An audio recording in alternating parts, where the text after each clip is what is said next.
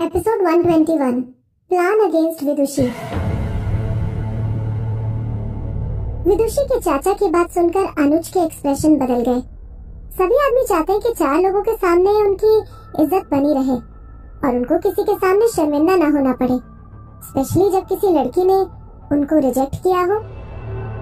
फिर भी विदुषी के चाचा इतने इनसेंसिटिव निकले कि वो सारे सीन को देखने के बाद भी अनुज से उस बारे में डिस्कस करने के लिए चले गए। अनुज गुस्से में चाचा को घूर के देखने लगा। विदुषी के चाचा हैरान हो गए और उन्हें समझ में आ गया कि अनुज उस पर गुस्सा होने वाला है।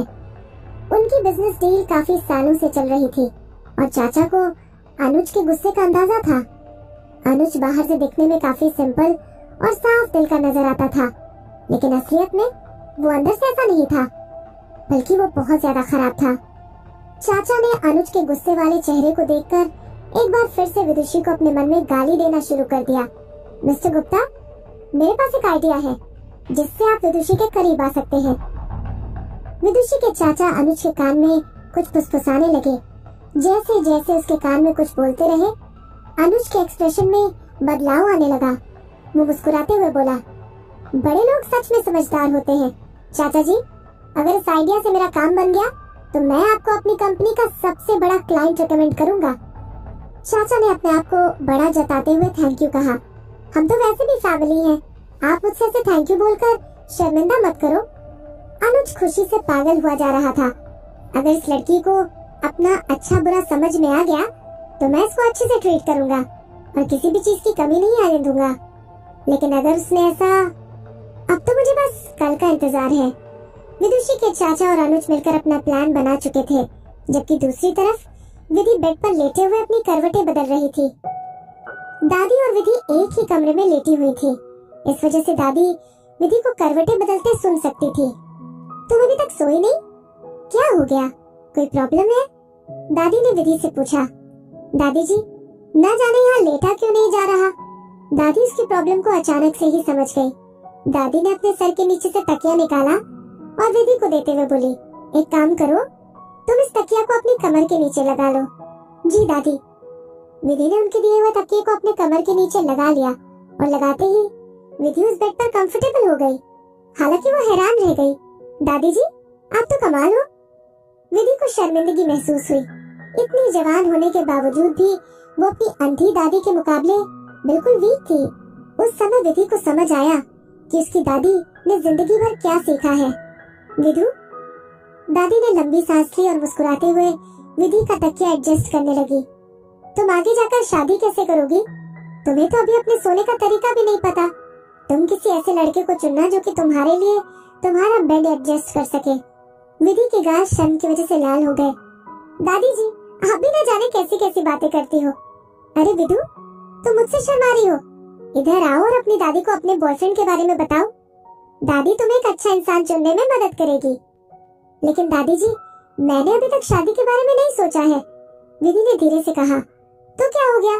दादी ने कहा, बेशक तुम अभी शादी के बारे में नहीं सोच रही हो, लेकिन तुम शादी से पहले लड़कों को तो जान सकती हो। ऐसे तुम समझ जाओगी कि तुम्हें किस तरह का लड़का पसंद आएगा। विधु, तुम्हारी दादी पहले इन सब चीजों से गुजर चुकी है और तुम्हें बस एक चीज जानने की जरूरत है। जिस लड़के को तुम सबसे ज्यादा चाहोगी, शायद वही लड़का तुम्हारे लिए सही नहीं होगा। बेशक तुम दोनों एक दूसरे को मरते दम तक प्यार करते रहो, लेकिन फिर तुम्हें पता चलेगा कि तुम सही नहीं थी। हालांकि तुम्हें डरने की जरूरत नहीं है। जब तुम्हें खुद से एक्सपीरियंस नहीं होगा, तब तक तुम धोखा खाती रहोगी। विधि चुपचाप सुनती रही। दादी सही कह रही थी। आरव कपूर के साथ विधि का रिलेशनशिप कुछ ऐसा ही रहा था। विधि ने आरव को अपने सच्चे दिल से चाहा, लेकिन आखिर में उसे दर्द और चोट के अलावा कुछ नहीं मिला, बल्कि विधि ने आरव के चक्कर में अपनी जिंदगी तक खो दी। विधि अपनी गलतियों को सोचकर मुस्कुराने लगी। विधु, तुम मेरे से कुछ छुपा रही हो? दादी ने विधि के चेहरे की तरफ देखकर उसके अंदर चल रही बातों को जान लिया।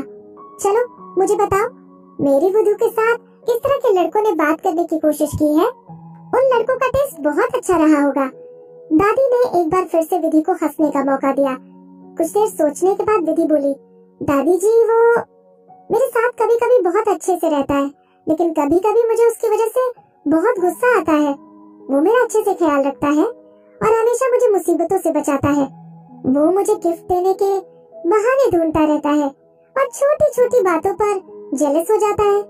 उसे ज्यादा बात करना पसंद नहीं, लेकिन वो मेरे से पूरे टाइम बात करते रहता है। हालांकि मैंने अभी तक उसके प्रपोजल को एक्सेप्ट नहीं किया है। उसे अभी से मेरे सामने अपनी बातें मनवाने का कोई हक नहीं। दादी को मोहित के बारे में बताते हुए विधि अपने आप को रोक नहीं पाई। दादी उसकी बात को ध्यान से सुनती रही और बीच बीच में मुस्कुराते हुए अपना सर हिलाने लगी। क्या इस लड़की को महसूस हो गया है कि वो प्यार में है?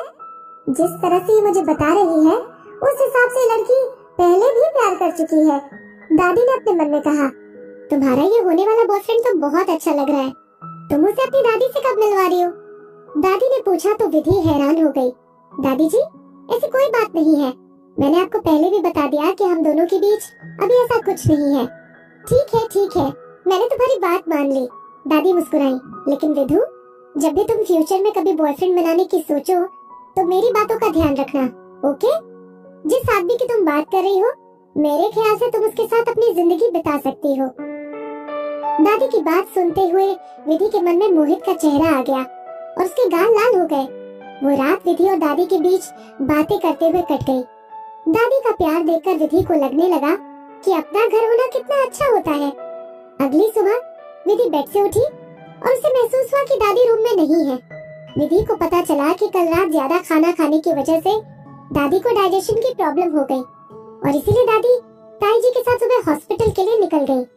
विधि परेशान हो गई और उसने दादी की हालत के बारे में छोटे वाले चाचा से पूछा। चाचा ने उसे बताया कि डरने वाली कोई बात नहीं है।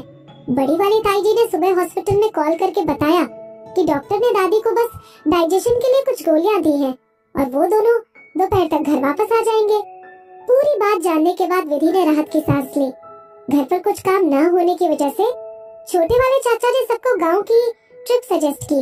वो बोले, मिस्टर गुप्ता, पहली बार हमारे गांव आए हैं आप, हमें उनको अपना गांव घुमाना चाहिए।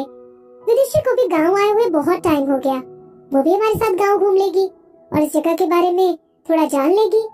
इस गांव की ट्रिप को लेकर दिलीप और सुशीला ने अपनी दिलचस्पी दिखाई।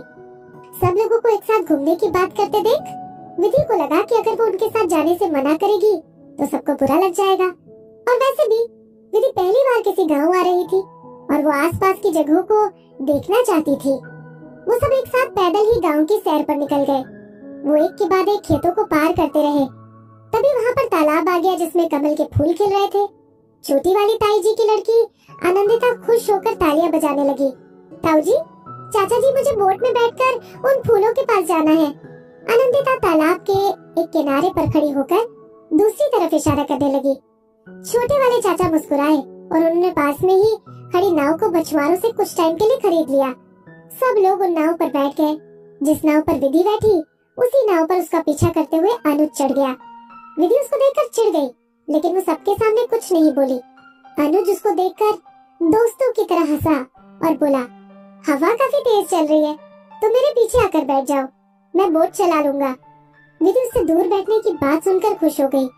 इस छोटी सी बोट पर ज्यादा लोग नहीं आ सकते थे, इसीलिए छोटे वाले चाचा और छोटी वाली चाची के बाद बोट पर जगह भर गई। बाकी के बचे हुए लोग दूसरी बोट में जाकर बैठ गए और दोनों बोट तालाब में उतर गई। सब लोग आपस में बातें करके हंस रहे थे, लेकिन जल्द ही दोनों बोट एक दूसरे से अलग होकर नजर आना बंद हो गई। वहाँ देखो, तालाब के बीच में छोटी सी जगह बनी हुई है, हम वहीं चलकर कुछ देर के लिए ब्रेक ले लेते हैं, अनुज अचानक से बोला।